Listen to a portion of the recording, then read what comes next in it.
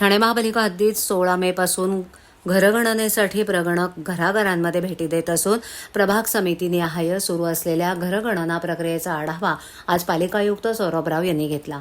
14 जून पर्यंत 100% घरगणना पूर्ण होईल. यामध्ये कोणतंही घर गणनेशिवाय सुटणार नाही.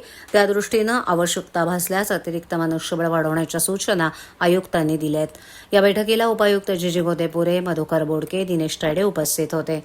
ठाणे शहरातील 9 प्रभाग समितीनिहाय 5284 घरगट तयार करण्यात आले असून त्या अंतर्गत अंदाजे 7,34,496 इतकी घरांची संख्या आहे. घरगणनेसाठी संपूर्ण ठाणे शहरात 5,323 प्रगणक, 852 पर्यवेक्षक काम करत असल्याची माहिती त्यांनी दिली. बैठकीत विविध प्रभागांमधील घर जनगणनेच्या प्रगतीचा सविस्तर आढावा घेण्यात आला.